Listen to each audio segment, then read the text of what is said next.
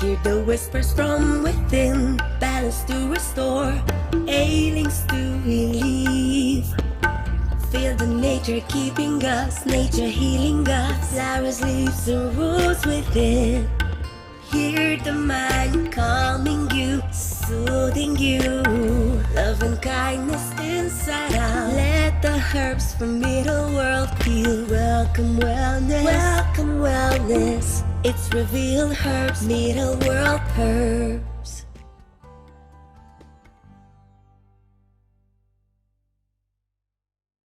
Storing and maintaining your health in safe and natural ways while incorporating both the physical and emotional side of healing. We go live twice a week on Tuesdays and Fridays at 4 p.m. Pacific Standard Time, and each week we talk about different aspects of health. Today's episode, we're going to focus on gut health, and we'll be talking with an expert about digestive processes, their impact on our whole body health, and what to do if digesting foods is not going as smoothly as it once did for you. My name is Deanne, and I will be your host today. I'm here with our very special guest, Dr. Slavko. He is the Associate Professor of Pharmacogenomics from NC State University and member of the Plants for Human Health Institute. Dr. Slavko, welcome, and thank you for joining us for today's Happiness Starts with a Good Gut episode of our Natural Wellbeing series. So Dr. Slavko, if you wouldn't mind, can you just briefly introduce yourself and share a little bit more about your interest in metabolic health and your journey towards plants and human health? Hi, Diane. Thank you so much for inviting me to be here. It's always a pleasure to talk to you and talk to your audience. It's always an exciting conversation. So myself, I'm at NC State University, Department of Food Science and Nutrition, and also a founder of the mobile discovery programs that engages students and ethnic communities in global health research. I basically focus research in my lab on dietary interventions and technological innovations with a commitment to reverse the worldwide rise in metabolic and immune disorders, including the disorders of gastrointestinal system. So it's a perfect fit for today's topic. I got my bachelor in biology and chemistry from Ukraine, and I got my PhD from Rutgers University in New Jersey. And after that, I got an additional training in metabolism and nutrition with NIH Botanical Center before coming to NC State. And here I am. Awesome. Very cool. Well, before we jump into a lot of questions and answers, I want to introduce everyone to two amazing digestive supplements from Middle World Herbs. We have Digestive Enzymes, and I'm going to start over here with our Prebiotics and Probiotics. These have a delayed release formula, and then these are the Digestive Enzymes. And before we dive into these, because I'll tell you there's a lot to learn about it, I would love for you guys to follow us. So if you don't already, just click the follow button below, and then you can stay connected. And a really special thank you to everyone who's followed us so far. So let's just start with the basics. Dr. Slavko, can you just give us a really quick overview of what happens when our bodies start breaking down food, from like the first bite and then where it goes from there? Well, if you think about the digestion system itself and all the process that food goes through, from you starting to look at it until all the way to the other side, you have to think of 6 different stages. There is ingestion. So basically, you have to put it in your mouth, right? This is the first step where digestion starts immediate, because the saliva, which is released in your mouth cavity, has already the enzymes which start to digest carbohydrates, right? According to all other enzymes downstream, obviously the activity of those enzymes is not so high, but the 2 minutes on average, 2 minutes that the food spends in your mouth being chewed and masticated and wetted with the saliva and all things, it already digests some of carbohydrates, and that's why often enough high carbohydrate food tastes sweet to you, because you cannot perceive the sweetness of carbohydrates, but the small simple sugars which are released by saliva digestion actually taste sweet. After that, it's a propulsion. So you have to move the food down the digestive tube and all the way to the stomach. Then the stomach compartment, 2 things happen. There is a physical or mechanical digestion, right? So the food is being mixed up and broken down into small pieces, but also there is a chemical digestion. Your body releases different types of enzymes, mostly enzymes that break down proteins in the stomach, and then a mixture of all kind of different digestive enzymes down in your intestine. And this keeps breaking down food particles into smaller and smaller pieces. Because there is one big deal about your intestine, right? It's not permeable to food. So even that you eat food, you cannot absorb it unless it's broken down to primary structural blocks, right? So if we are talking about proteins, these are amino acids. If we are talking about lipids, these are the fatty acids. And only these simple forms can be absorbed and transported around your body. And then obviously once the broken down digested food completes its journey through the gastrointestinal system, it faces microbes. We are not sterile on the inside. We harbor about 4 or 5 pounds of different kind of bacteria, viruses, and other living organisms like fungi, for example, which are very happy within us. You know, it's a perfect environment for them. The food is for free. It comes all the time. So they are happily adding to the digestion that we as humans do. They keep digesting the food and they return some of the energy back to us. And then finally, obviously, food exits our bodies. Okay, well, along that journey of food through the body, what can possibly go wrong and what might we experience when that happens? Well, I mean, everything can go wrong. I mean, starting from the point that you can lose your teeth and you cannot chew the food. Every single step throughout the gastrointestinal system, right? It's a very complex and very orchestrated environment. So things have to happen at a certain time, at a certain place to make sure that the food is correctly digested. And if not, many things can go wrong. I'll just give you a couple of examples to kind of remind you of things that you probably already know anyway. So for example, if the valve, which is located between the esophagus and the stomach, doesn't close properly, right? The highly acidic content of your stomach is basically regurgitated back into esophagus, and it's called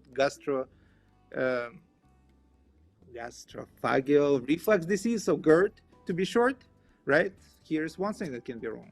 If you cannot absorb nutrients properly, you get diarrhea, and if it keeps repeating itself, you get a chronic diarrhea, another thing.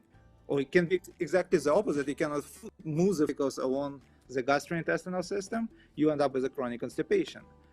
You can get inflammation of the walls in the gut, right? So we are talking about gastroenteritis, or even worse, it can get inflamed to the point where you'll get a cut and then you develop an ulcer. And then finally, obviously, if we are talking about the exit points of the food, I mean, some people have problems with the hemorrhoids, which are also connected to the health of the digestive system.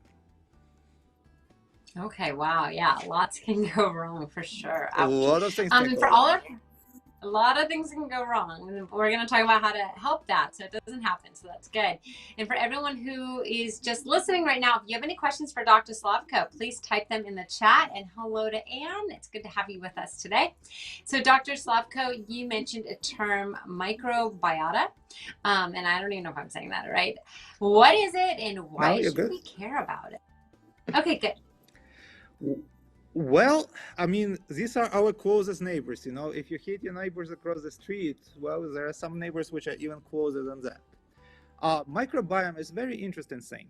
It's basically a group of bacteria, fungi, viruses, which exist in the environment outside of us in smaller quantities, right? But for whatever reason, you know, evolutionary, ecological, correct time and place, they prefer the environment of our gastrointestinal system as the most optimal for their survival. So what they do, they basically colonize the surfaces of our gut. They almost don't do it in the stomach because the acidity in the stomach is so low. Well, the pH is so low, so the acidity is so high that it efficiently destroys a lot of bacteria. But anywhere starting from the small intestine and especially the intestine, the environment is perfect for these microbes to survive and propagate. And the number of them is incredible. I mean, there are probably 200 times more genes which belong to bacteria in your body than to your body itself. And I probably already told you, right? We are talking about 5 pounds of bacteria. I mean, most of the, if you look at the human stool, right, we think that a lot of it is non-digested food and things like that. And to a certain extent, it's true. The big chunk of that material is actually the dead microbiome, the dead bacterial cell and the cell membranes, which are being discarded from your body. Wow, I had no idea. Yeah, go ahead. No, I just wanted to say is that when we're thinking about microbiome, right, obviously we think about the gut, but microbes exist on other surfaces of our bodies. So if we are talking skin, if we are talking oral microbiome, even vaginal microbiome, right, these are all ecological niches for bacteria to kind of come into, attach themselves, and then propagate. Okay, and is there a way that we can damage our microbiota, and is that hard or easy to do? Well, it's a very difficult question because from one point of view, the microbes which exist in our bodies, they evolved together with us. And because of that, they are more or less optimal for our bodies. So they know how to attach to the surfaces in our, if we are talking about the gut, to the surfaces of the gut. They know how to survive the physiological conditions of the gut, which usually means what? Very low in oxygen, a lot of digestive enzymes. There is a flow of food that can carry the bacteria away unless it attaches properly to the place. So the microbiome itself, it's rather rigid. However, it's rigid if you're healthy, right? So it's difficult to change it if you are healthy and everything is working properly. However, if you are not, and I mean, the reasons can be multiple, whether these are dietary reasons, so the food that you are eating is not very good for your body. It can be time, you know, you are working all the time, and that's why you eat once a day, huge meal. It can be genetic disorder. For example, you don't develop the proper attachment sites for these bacteria to attach.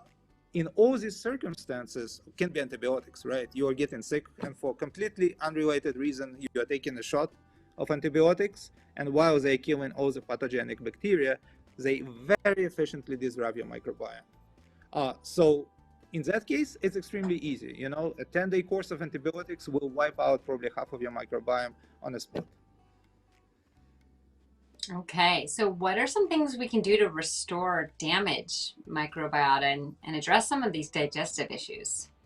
Right. So remember, there are a few things that I told you. Bacteria has to get inside of your body, right? It has to come to the correct attachment places where it can attach and has the mechanism to attach to it. And it has to survive in those places long enough to actually multiply into a healthy population that persists. So how do we achieve that? For example, if microbiome is damaged, one thing, obviously, the easiest thing to do is lifestyle modification, right? And specifically diet modification. There are certain diets which are more beneficial for microbiome. Again, because we evolved for a very long time together with the microbes, they're getting used to certain types of fuels, certain types of carbohydrates, certain types of fats, which come through our ancestor food. Now that we have different types of foods, it's a problem.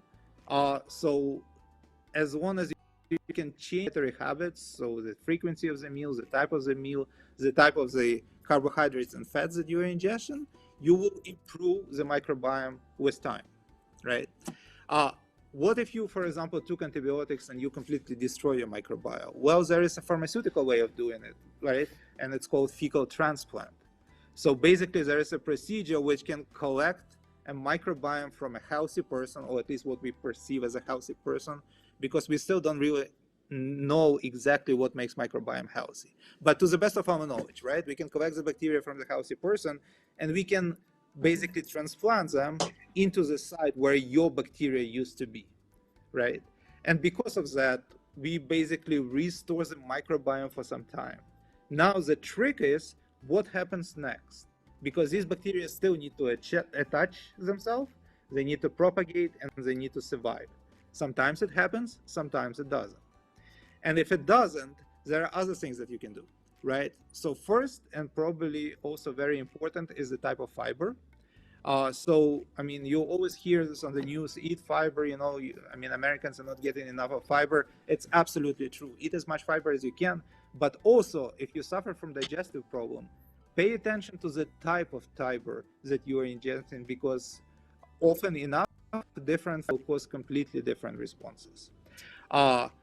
Another thing that you can do, you can supplement your diet with digestive enzymes if your body doesn't produce enough of them. And the reason for it is that sometimes human enzymes pre-digest the substrate, so break it, let's say proteins, or break the carbohydrate into smaller pieces, and those are the pieces that bacteria feed on. So if you don't have that pre-digestion step, it's much more difficult for bacteria to recover the energy from the substrates, and because of that, you lose the beneficial bacteria. Obviously, you can supplement with bacterial species directly. So that's called supplementation with probiotics, right? It's often transient. And by saying transient, what I mean is that if you take a single dose, right, you introduce a large amount of bacteria into your system. But again, we are going through the same turn of events where basically they have to survive long enough to find the ecological place within the gut, they have to attach, and they have to multiply. That's why often enough, a single supplementation with probiotics will not work. And you will need to kind of take some probiotics for a couple of weeks to help the bacteria to establish themselves, if that makes sense. Yeah, that totally does. Okay, so Eva has a question for us. She says, is frequency of meals impacting microbiome, or only what we eat, not when? The composition of the meal is probably one of the major factors, right? So what you eat matters the most, because that's the fuel that feeds into the bacteria. And by changing the type of the gas, like let's make an analogy, by changing the type of the gasoline that you put in your car, you basically allow different classes of bacteria to have an advantage over another bacteria, so to speak, right?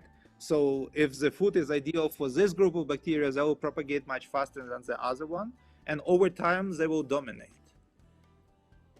right? So while the frequency of the meals themselves does more damage to the human body than the microbiome, right? Because bacteria are quite strong, so they will survive without food for quite some time, as long as eventually the proper food reaches their site. Okay. Thank you. Good answer. And what kind of foods are easiest on the stomach? So is there anything that we should eat if we're already experiencing like bloating, gas, irregular, maybe abdominal pain? Well, think about it this way. So, I mean, this is a question with two correct answers. So easy from the point of view of digestion, all the processed foods are relatively easy on the stomach, because we simplify the complex carbohydrates and complex lipids which are present in the original foods, in the whole foods, and we break them down. So we kind of process them, but in a way pre-digest them before we put them in our bodies, right? So it's much easier to, for example, take a toast. It will be extremely easy on your body, right? It's extremely easy to eat. It's extremely easy to digest. You'll get your sugars immediately in your bloodstream. Is it good for you? That's a big question. Probably not. Right? Because you don't want that rush of nutrients which are pre-digested and they just flush into your body. You want a slow and steady digestion so your body has time to absorb the nutrients and deal with them, right? Because it's not only about putting the nutrients into the bloodstream, it's also about removing the nutrients from the bloodstream into the tissues of the body. So things like white rice, bananas, applesauce, eggs, right? Simple things, they're extremely easy to digest. But at the same time, they're probably not the healthiest ones. Does it make sense? Now, the second part of your question, when you're talking about bloating, gas, and irregularities, the very easy answer to that is, right, always try to add some fiber to your diet, but be very careful about what type of fiber you're adding. Because often enough, if you just unspecifically add any type of fiber, your symptoms may get worse. So what I would suggest, try multiple types of fibers, both soluble fiber and insoluble fiber, and try to figure out which one is working for you. Okay, yeah, that's good. Is there any like food in particular that you would suggest with fiber? Oh, well, I can tell you my favorites, right? So, for example, Okay. one of the healthiest fibers that you can ingest comes from oats. These are the so-called beta-glucans, and oatmeal in particular, it's extremely rich with it. It's relatively easy to digest. It creates very good mucus, sticky kind of substance, which coats the wall of your gut and protects them from the activity of, acid, from changes in pH, from other digestive enzymes, and from microbes which actually chew on the gut components, right? So before anything else, try the oatmeal. I've seen it works. If it's making you worse, and it can happen that you'll actually add the oatmeal and you're getting worse, and again, I'm not a medical doctor, right? So this is not a medical advice. But there is a so-called psyllium fast, which a type of insoluble fibers that human body cannot digest at all. And the bacteria, they digest it a little bit, but to an extent, it basically comes into our bodies and exit on the other side. So while it doesn't add much to digestion, it helps to move the food along the gut. And so a lot of issues will be resolved if you quicken that process. Okay, awesome. So lastly, before we dive deeper into digestive supplements, when our digestive discomforts, like when is it something that will go away, or when should somebody seek medical help?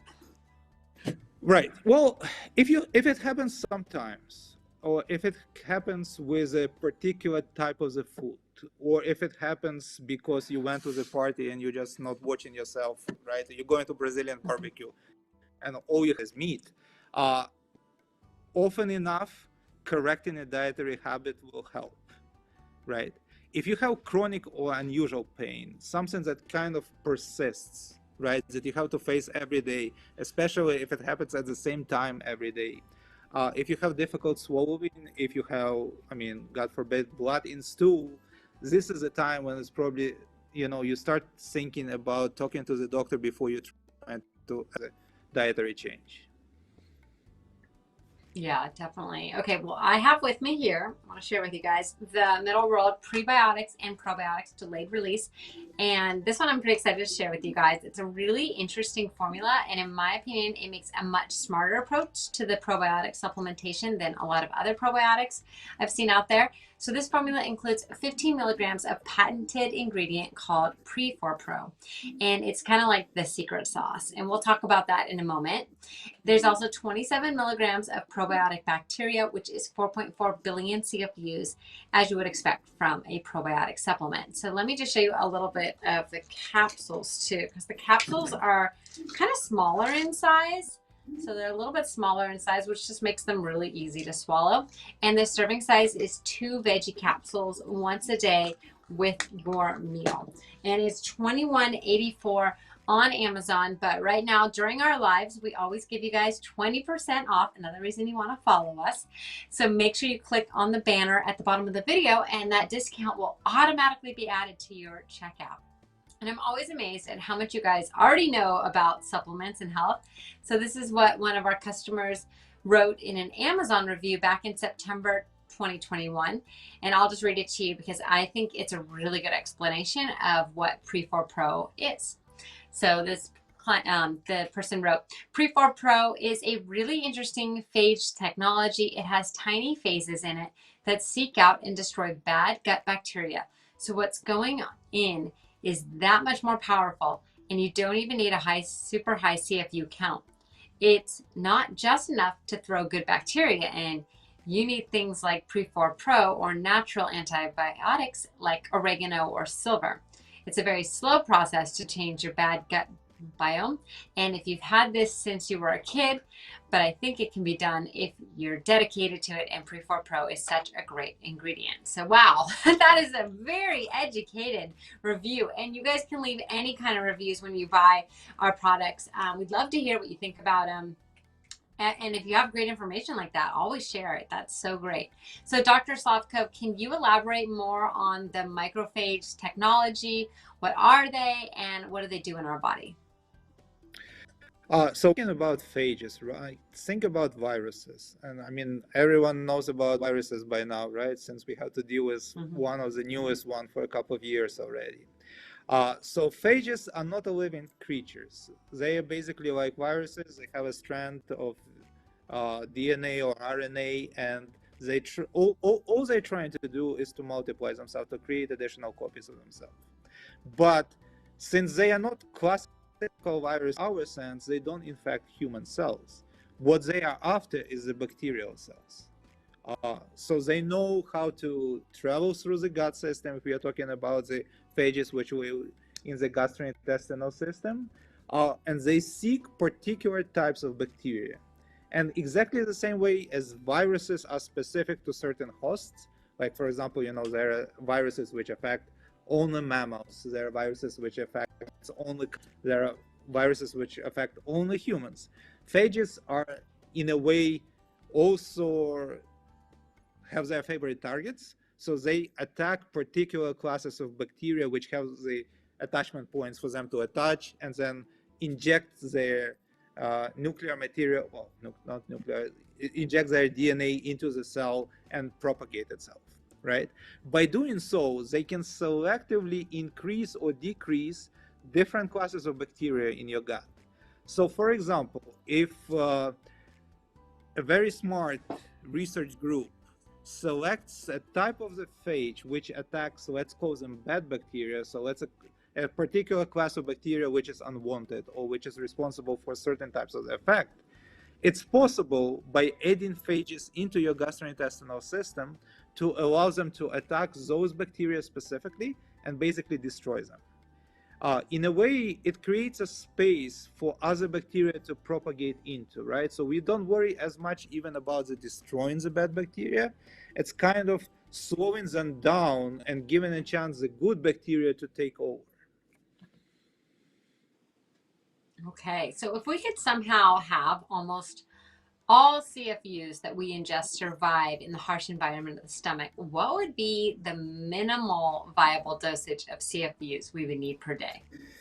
Oh, there are so many arguments on this topic, right? And I don't think I'll be able to give you an exact number. I mean, we're talking in billions. And the reason why we are talking about billions of bacteria is because when we ingest bacteria, whether it's a part of the food, like for example, kefir or yogurt, or whether it's a part of a dietary supplement, the first thing that they have to face is the gastrointestinal liquid with very low pH, right? Based on stomach juices. And those are very efficient at destroying a lot of bacteria. So unless you have very high counts, most of them will die in the gut and never reach the intestine, right? So when you're looking at the labels on the products, you always have to keep that in mind. The higher the billion CFUs, the counts of colony forming units, that's what CFU stands for. So basically every CFU is a single bacterial cell which can potentially create a colony once it gets into the place where it's supposed to be. So I mean, we're talking about 3 billion, 4 billion, 5 billion, something in that range, that you just give them a chance that some of those CFUs will pass through the gut and end up in your lower intestine where they can actually populate and propagate. Okay, so is that why so many probiotics on the market might cause gas or bloating? Does that have anything to do with that? Yes and no. Okay, so it is true that sometimes when you're taking probiotics, right, you have the undesired side effects. But those side effects are not really for the reason of having a lot of bacteria basically ingested. What happens is a different story. Basically, you're introducing a new group of bacteria into your body, right? Even if they're a healthy one, even if they are promoting health, even if they're supposed to be there, right now they are not, right? That's why you're doing the supplementation. And what happens, this disturbs the equilibrium by competition for resources. Different types of bacteria, they have the capacity to chew different substrates. So some of them will benefit from carbohydrates. Some of them will benefit from the proteins. Some of them will benefit from a very particular type of carbohydrate, right? Like we are talking about different classes of fiber. So when that balance is disturbed, right, Usually what happens that one group of bacteria will have an advantage over another one, and it will metabolize the carbohydrate in a different way. So for example, not break it down fully, so chop it into smaller pieces, but leave the pieces available for other bacteria. And those bacteria will digest them and produce a lot of gas. And here is the bloating, right? So anytime that you create this disturbance in the system, you will see that type of effect. And usually it's supposed to subside within a couple of weeks as a new equilibrium is found. Okay, yeah, that totally makes sense. So you're basically saying within a couple weeks, you should start seeing the results of probiotics. I think that's what you had mentioned earlier. Correct. How would we I mean, know I would imagine, yes, I'm sorry. I would imagine 2 to 3 weeks. It's an optimal time frame to see a difference. If you don't, you're doing something wrong, or the supplement is not for you. And how do you know if it's working or not? Well, you should feel better. I mean, there's a very simple answer to that, right? You have to make sure that whatever you are taking, whether we are talking about whole food, whether we are talking a dietary change, whether we're talking about supplementation, it's supposed to make you feel better, right? So whatever symptoms that you experience, you have to either decrease the frequency of those symptoms or decrease the severity of those symptoms. If nothing changes, obviously whatever you're taking is not having an effect, and can be multiple reasons. It can be wrong type of supplementation, either because of the supplement itself or because of the genetics of your body. It can be a type of supplement which was developed by a which is not exactly knowing what they are doing, right? And they basically made a mistake in formulation, or sometimes even whatever they claim are to be in a supplement is not really true. It happens. I mean, nowadays it doesn't happen as often as it used to be, right? Because we have much better quality controls along the pipeline of supplement development, but still, sometimes it happens and you have to be careful about it. Yeah, totally. I mean, I think ours are like probably the highest quality I've ever had of probiotics, but that said, there's a 60-day return policy. So if someone takes this and after 3 weeks, 4 weeks, they're like, you can return it. You can return it halfway and you'll still get a full refund. So that's something to think about. It's kind of like risk-free, which is really cool. And I just hope everyone here is enjoying the show. If you guys have any questions to ask, please do so in the chat. We have Dr. Slavko.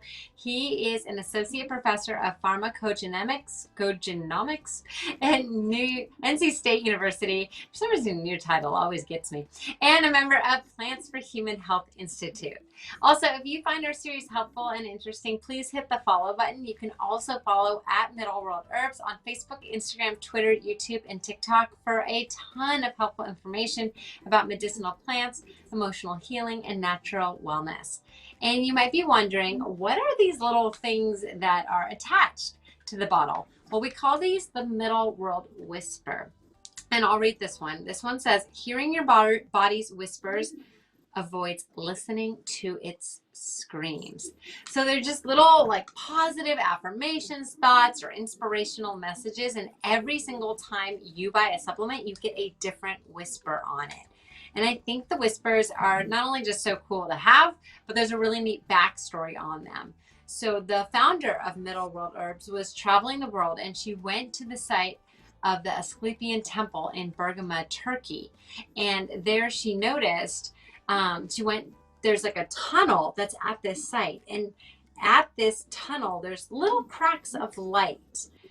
And that you might be thinking, okay, so that's just for the light to come through. But actually, this was way back in the day. This was one of the most ancient healing hospitals. The patients would walk slowly through this dark tunnel, and the healers and the doctors would whisper positive affirmations, mantras, inspiring messages to them as they went through. And so they were incorporating both the physical and the emotional side of healing. So that's how the idea of the whispers came to be. And this is a video of that temple as you can see it today. So there's still that tunnel that you can go through. And some say you can even hear the whispers still as you travel through the tunnel. So that was how the idea of the whispers was born. And each one of these, after you're done, you can still keep the whisper. So I love that. And that intersection of emotional and physical healing is so important, especially now where there's so much just going on in the world. And we often don't realize it, but our emotions and feelings of worry, anger, grief, those can trigger really physical processes, including digestion issues in the body. So Dr. Slavko, could you elaborate a little bit on that? Right. So, you know how people sometimes say gut feeling, right? I mean, they've been saying it for ages before we knew anything about our guts and our microbiome and everything else. Oh, well, apparently, our gastrointestinal system is not only there to digest things, it's also a significant part of our neurochemical machinery within the body, right? Similar to your brain. And for certain type of neurochemicals, so if you're talking about serotonin, for example, your gut produces about 95% of it, right? So if you think about it, right, serotonin plays such a critical role in building up emotions and being about feeling happy and, you know, feeling good about yourself. And all that happens in the brain, but most of the serotonin that does is in the gut, right? So because of that, gastrointestinal health has a very direct connection to the point that a lot of scientists call it, you know, the brain-gut axis. So the two organs which are kind of connected on the same line, and they directly affect each other, right? That's why your memories and mood and emotions affect your desire to eat. And that's why when you are stressed, I mean, some people find pleasure in food, so they just go to that bucket of ice cream, right? This is where the connection is coming from. This is the reason why gut plays such an important role in our life.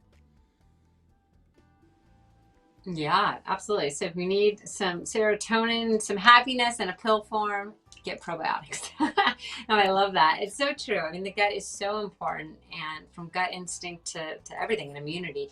So we have one more incredible supplement to share. This is our digestive enzymes. These have bromelain and aspergillopepsin. And Dr. Slavko, I'd love to learn more about digestive enzymes. Where are they in the body? How are they made? All the good stuff. Well, enzymes are proteins, right? But they are very tricky proteins. They are made to digest other proteins and other substances, right? So they are basically catalytic units. I mean, think about car catalytic converters. If there are any guys around, they know what I'm talking about. Basically, the little devices which are there to help you digest the food, right? And this of our gut producing different enzymes, right? So you start with amylases, which are produced in your mouth cavity, and that's what starts to break down the carbohydrates and gives you the sweet taste of bread, for example, if you chew it long enough. Then the food gets into your stomach where you release pepsin, and this is the enzyme which is critical for the digestion of protein. It basically looks at the large molecules of proteins in your food and chops them into large pieces. And by doing so, it basically opens them up and opens up additional sites for other enzymes to work on, right? And then obviously there is pancreas. This is probably the core of your digestive enzymes because it produces the amylases, it produces the trypsin and other pancreatic enzymes which help you to digest protein. It produces a variety of lipases which basically help you to digest fat. And all of that, it's concentrated in one single organ, right? And it basically produces, stores, and then secretes the enzymes into the small intestine exactly at the same time when the food enters it, so that the food can be mixed and digested by those enzymes. I mean, I guess that's pretty much it. There are also enzymes which bacteria have, right? So once the rest of the food, which is not digested by the human body, gets into the small intestine and the large intestine, the bacteria use their own digestive enzymes to keep digesting the food and release the energy from it. Okay, great. And then what is the bromelain and the aspergillopepsin? Okay, so we are talking about two types of the digestive enzymes which are external to the human body, right? So we don't have, obviously, naturally, we don't produce bromelain and we don't produce aspergillopepsin. Bromelain is a mixture of digestive enzymes with trypsin-like activity, which come from pineapple, and it's relatively easy to isolate. It's relatively easy to purify, and theoretically, if you eat enough of pineapple, of good quality pineapple, you'll get a significant dose of bromelain into your body by just eating pineapple. Aspergillopepsin comes from a fungus, which Latin name is Aspergillus. That's why it's Aspergillopepsin. And it's very similar in its activity to the enzymes that human body makes. So together, between bromelain having trypsin-like activity and Aspergillopepsin having pepsin-like activity, you have two sets of enzymes which efficiently digest the proteins, starting from the big, large blocks of proteins, that's what pepsin does, to cutting the proteins all the way down to amino acids, whereas the trypsin-like activity and chymotrypsin-like activity is responsible. Okay, and then we did have another question come in. Does the liver also make digestive enzymes, or is it only the pancreas and the gut? Well, liver and specifically, liver participates in digestion by metabolizing all the external substances that we take in our bodies, right? So basically, it has a variety of enzymes, but we don't really call them digestive enzymes because what they do, they already work on the substances which were digested in the gut and then absorbed into our bodies. Any kind of chemical reactions that happens after absorption, technically it is digestion, but we don't call it as the digestion, right? However, liver has also a part, basically it's a separate organ, a gallbladder, right? Which produces bile acids. And bile acids, while they are not digestive enzymes themselves, what they do, they bind to the lipids which are found in food and help them to solubilize and make them more soluble and open for digestion with the lipases. So basically, the gallbladder and gallbladder bile secretion helps you to digest fats. So while not being digestive enzymes per se, they play a very critical role in digestion of lipid substrates which come into your body. Okay, great. All right. Well, I want you guys to see the capsules of these digestive enzymes. So these ones have kind of like a whitish color. They're the standard size. These are veggie capsules. They're super easy to swallow. And just like our prebiotics and probiotics, they're made in the USA, GMP certified, and thoroughly tested by third-party labs. So these have gone through microbial testing, heavy metal testing, identity testing, physical property, and strength testing. You're going to get 60 per bottle, and these are $16.99 on Amazon, but you're also getting 20% off because we're live. So go ahead and click that banner to get that added to your checkout. And then you always want to have these before your splurge meal. We'll talk a little bit about that. So one dose is one capsule, 20 minutes before the meal. And I found out that it's worth it to talk about this recommendation. So timing is everything with these. If you have it after the meal, it's actually too late for them to do a lot. So what you really want to do is take it before the meal. And I tend to take these on an as needed basis. So if I know I'm about to go out to dinner and it's going to be indulgent, then I'm going to want to make sure I have one of these. But I'm wondering, Dr. Slavko, am I doing it wrong? So should it be taken consistently or as needed? It depends on your needs. So basically, there are two types of scenarios, right? So first one is, let's say, occasional overeating for whatever reason. Again, remember I gave you an example of going to a Brazilian restaurant, right? And eating a lot of meat because that's what the menu is. So in this case, this is the as needed reason, right? Your body typically is not used to having so much animal protein coming. Well, it doesn't matter, it can be a plant protein, coming into your body. So it doesn't produce enough enzymes, doesn't produce enough pepsin and trypsin and chymotrypsin to digest all the protein. That's why the cramps, that's why the bloating, that's why you feel bad and heavy after such a heavy meal. But some cultures know about it. So for example, if you go to a traditional Brazilian churrascaria, right, they will always give you a slice of pineapple with your meat.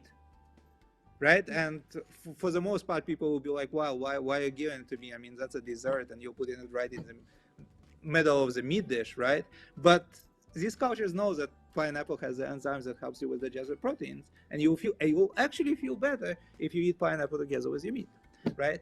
At the same time, if there is a genetic deficiency or if there is an age deficiency, right? Because as our body ages, is not as efficient as making the digestive enzymes, sometimes there is a need to take it consistently. And to that, digestive enzymes is probably one of the safest supplements because it has hardly any side, right? If you don't need the digestive enzymes, like for example, if you supplemented your diet with enzymes and you make plenty of it, they will not do any harm. They are proteins exactly the same way that any other proteins. They will be broken down eventually inside your gut into small amino acids and absorbed, right? So this is something that technically you don't have to worry about even if you over supplement. Yeah. Okay. Well, Anne said that's cool about the pineapple, and I agree. I feel like every restaurant should give you a slice of pineapple with your meal. Exactly. But also, Let's start a trend. Yes, let's start it. I'll start that one. Next time I go to a restaurant, can I have a pineapple slice? They'll be like, with your cocktail? No, with my meat. But I eat a lot of plant-based, but I will say this. I love Brazilian steakhouses. They're like my favorite. If I'm going to go out and splurge, that's like where I go. But the one I went to recently had like dried pineapple on the salad bar, but they did not give me a slice of pineapple. So they need to step up their game. Right. So basically you're still getting the enzymes in that case, right? But because they're in a dry matrix, it takes time for them to become soluble, right? So basically the dry pineapple tissue needs to hydrate and break down in your body. So it'll take much longer for them to act. So next time you go there, demand the fresh one. Yes, I'll ask the bartender. I want my fresh pineapple. I love that. All right. Well, since both digestive enzymes and pre-probiotics help with bloating, gas, irregularities, how should we choose which one we should take? Okay, so if we are talking about digestive enzymes, right, there are three major classes of fuels that your body utilizes, right? We're talking carbohydrates, we're talking proteins, and we're talking lipids. So theoretically, your discomfort can come from inability or incomplete ability to digest one of those classes, right? So as the first thing, what I would do, I would try to supplement either with proteinases, so something like bromelain will work, right? Or with amylases, some enzymes that help you to digest carbohydrates, or with lipases targeting the fats, right? This way, it's very easy to narrow down your options and your choices, because if one of them works better than the other two, that's probably the reason. This is the area of supplementation that you really need. After that, if, for example, something like this doesn't eliminate any issues or you don't see any changes, what I would do, I would specifically focus on different types of fibers, as we already mentioned in the beginning of the talk, because carbohydrates are very weird, right? So basically, they are made from the same simple sugars. I mean, there are a couple of them. There's glucose and fructose and other things like those, right? And they are connected to each other, those units, with a different type of bond. And these bonds are unique in a way that certain digestive enzymes or certain classes of bacteria can digest one type of the bond, but not the other one. So for example, if you have some type of fiber which is complex enough that your bacteria cannot handle, instead of being digested in a small intestine, it will go all the way down into the colon. And there, a different type of bacteria that usually doesn't see that fiber really has plenty of it. What it does, it starts to digest it, but it doesn't know how to digest it, so it will digest it in a different way. So it will produce additional gas, that's where we'll get the bloating. It will produce additional type of chemicals, which will cause either constipation or inflammation of the gastrointestinal walls. So the first things that I usually recommend, add fiber to your diet, but then if it's still causing the problem, pay really close attention to what fiber you're adding. And often enough, you can lessen your symptoms. Okay, very good. So compared with pre-probiotics to digestive enzymes, what about the compounding properties? So is it the longer we take them, the more sustained benefits? unless you have a clinical reason to take digestive enzymes for a very long time, like some people have to actually supplement their diet with digestive all the time because they're just simply not making a certain class of enzymes by themselves, right? I would be a little careful about doing it long term, right? And like with everything else, try to go in a section of time, 2-3 weeks, where you supplement yourself, then go off the supplement for a couple of weeks and come back to it. And the reason for that, your body will become lazy if you provide everything to it, right? So instead of doing the good thing, basically helping your digestion, you can overdo it to the point that your body will say, okay, there are plenty of I don't have to do it my own. So you don't want that plateau. You don't want to have that saturation to happen, right? So as a rule of thumb, supplement for several weeks. If you feel better, great. Take a break. If your symptoms come back, supplement again. And you go through several of these cycles of adjustment. So your body basically figures out the best proportion, I guess, of the native enzymes versus the enzymes which are supplemented. Does it make sense at all? Okay. Yeah, that totally does. And I have a few more questions for okay. you, but we also have a few questions. Oh, go ahead. No. I'll answer the second part of the question. Okay. Because you were also asking about I was the just going to probiotics. say, yeah. Go Perfect. ahead, say it. Well, I was just going to encourage people to put their questions in the chat. And we have a few more that just came in. So let's get to those too. So we have Eva asking, can you tell us more about irritable bowel syndrome? What's the best way to manage it? And is that the same as leaky gut? And then our probiotics or digestive enzymes. Okay, we need to have a separate session just on this topic, okay? But let's try to do something in 5 minutes, right? So we still don't really understand what IBS is, right? We do know that there is an environmental component to it because the type of the diet that you have, and especially the type of fibers that you ingest, have a profound effect on it. For some people, for example, one type of fiber helps, while for other people, the same type of fiber will be damaging. There are also study groups which believe that there is an autoimmune component to IBS. So basically, there is an autoimmune reaction which happens underneath all this, reactions of digestion that's happening, and your body is basically making small amounts of antibodies which attack their own cells. And by doing that, they create an inflammation in the gastrointestinal walls, and that inflammation either can lead to like a deeper cut, and then you develop ulcers and you develop blood in your stool, and obviously then you have the flare up, and that's when you suffer the most. But also it can be a inflammation which is just lingering there. But what's not good about inflammation in the gut is the inflammatory molecules which are being released, right? I think we talked about it the last time. Basically, what happens during inflammation is that your tissue becomes more porous. And that's the reason why inflammation is there, because you're trying to rebuild the tissue. But one of the ways to rebuild the tissue is to actually allow it to be leaky, so the things can come into the tissue and exit the tissue. Unfortunately, when it happens in the gut, you allow a lot of toxins from bacterial sources to get in touch with the cells of the gut and get in touch with your body, right? And that's what promotes the flare-up and drives inflammation. So in a short, yes, they are related, but they are basically two different mechanisms of the same thing. Does it make sense? Yeah, I think so. I think that really does. So just a couple quick questions before we wrap up, because we just have a few more minutes. So what food groups are most difficult for humans to digest?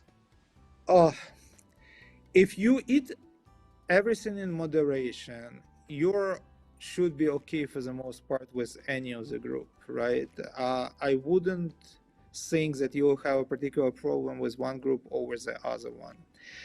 If you overdo it, the worst are fats, right? I mean, fats are healthy, don't get me wrong. I'm not saying don't eat fats, or I'm not saying try to decrease the amount of fat, I mean, within reasonable means, right, in your diet. Fats are extremely healthy for your body, but if you eat too much fat or too much fat at the same time, the lipases cannot get a hold of it. And the reason for it is because your gallbladder, the one that we talked about, cannot produce enough bile acid to emulsify everything. So basically move everything into solution, kind of like create a foam out of it so we can handle it. It doesn't happen. And then it's one of the biggest problems. The second one is the protein, but that only comes usually with age. So your body is naturally not producing enough digestive enzymes, or with a heavy meal in Brazilian churrascaria, right? I mean, once you put that much protein into your body, there is no way that your body can physically handle it properly. Carbohydrates are easy. For the most part, you don't have problems with digesting carbohydrates. Okay, so, and you're just saying, so as our bodies age, we're having a little bit less digestive enzymes naturally? Yes, you do, unfortunately, because the way that we produce digestive enzymes, like many other enzymes, we basically produce them continuously, right? But we accumulate them within the tissue that produces it. So, for example, pancreas, and we store them to the point when they are needed, right? And then when the tissue, when the food comes into the contact and gives all the neurochemical, signal into our bodies, we release those enzymes so they meet the food in the correct place and digest it. So what happens when your body ages? It doesn't replenish the cells, including the cells that produce the enzymes, with the same efficiency. Mutations accumulate. I mean, your cells age, your telomeres get shorter, so the multiplication of the cells which are responsible for the production of digestive enzymes slows down. All these reasons lead to you producing less of the enzymes. And this is a reality. I mean, obviously, a lot of it depends on the genetics. Some of the people will be producing plenty of enzymes at the age of 90, but definitely not all of them. And there will be people who will suffer from this type of condition. It's natural, but it's a condition. Okay, great. Well, thank you. I mean, this is so much great information. And before we wrap, I just want to share with everyone another amazing thing about Middle World Herbs. And that is that every single time you purchase a supplement bottle, a tree is planted. So one bottle is one tree planted. We have partnered with One Tree Planted to join them on the global reforestation mission. So every single time you buy supplements, not only are you helping your own body, but you're helping the earth that we all live in. So always good to know as you purchase your supplement today that a tree is also being planted. So that's definitely amazing. Let us know if you have any last minute questions as we wrap up. But let me ask you, Dr. Slavko, if you could leave people 3 things from today's discussion, what are like the top 3 most important takeaways you want them to leave with? Okay, so I mean, first thing, feed your microbiome, right? Because most of the time people are thinking about themselves. I mean, they are selfish to the extent. And we forget that a big chunk of our digestion happens with the help and participation of the bacteria. So when you're thinking your diet and when you're thinking about things you like, don't forget the fact that the bacteria which live inside of you, they prefer one substrate over another, right? And sometimes, because every human is different, you might be different from other people. So you need to find those right substrates to feed your microbiome to stay healthy. Okay, so that's the first thing. The second thing that I probably wanted to tell you, I mean, remember that you age, right? Unfortunately, we like it or not, there is a problem with the digestive enzymes and aging. We don't produce enough. So often enough, you have to seek foods or you have to seek supplements that give you that extra help with digesting your meal. And if you don't do that, you're running a different risk, right? You're running a risk of not digesting your food correctly. And then obviously you don't extract enough energy from food, so you are getting into the wasting stage where your body starts getting energy from your body instead from the food. And that's why sometimes you see these older fragile people who are actually losing weight because of it. So that can be partially helped by external digestive enzymes.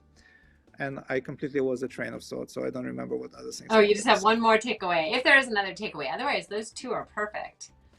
Okay, well, I think that's let me think quick. Yeah, so, I mean, I said it 2 times, and I'll say it the third time. Pay extreme attention to the type of fiber, not just general amount of fibers that you're ingesting, because it's very critical, right? If you're not taking enough fiber, take enough of it, but then pay attention to the type of fiber which is found in your food, and try to vary the different types of fiber, or vary different foods based on the type of fibers that they have, to see which one is better for you.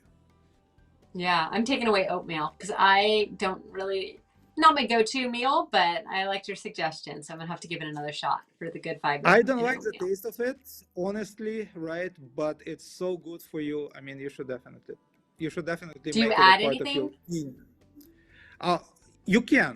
I mean, I'm not the purist. I'm not saying just, mix oatmeal with water and eat it. Feel free to throw berries on it, nuts, anything will help and will improve the taste of it. But as long as you're having that oatmeal as a part of your meal, it will do wonders for your gut, for most people. Awesome. For most people, yes. Always have the caveat. Okay, well, that is wonderful. Well, thank you guys all for joining us. We will be live again on Friday. So we're live every Tuesday, every Friday at 4 p.m. We have Dr. Jackie coming up at us. Little thing came on. Coming up at us on Fridays. We'll be talking more about digestive health then as well. So make sure you follow. Make sure you join us. And if there's anything else that came through, it looks like thanks for a great show. Yes, thank you guys all for watching. We appreciate everyone who has followed us so far, and make sure you follow not only on Amazon Live, but also on social media as well. So have a healthy, restful, wonderful rest of your evening. And don't forget to take advantage of that 20% off before we end our live. And you can also watch the replay in case you missed anything. All right, good night, everyone. I will see you on Friday. Hear the whispers from within, balance to restore, ailings to relieve. Feel the nature keeping us, nature healing us, flowers, leaves, and roots within. Hear the mind calming you, soothing you, love and kindness inside out. Let the herbs from middle world heal. Welcome wellness, welcome wellness. It's revealed herbs, middle world herb.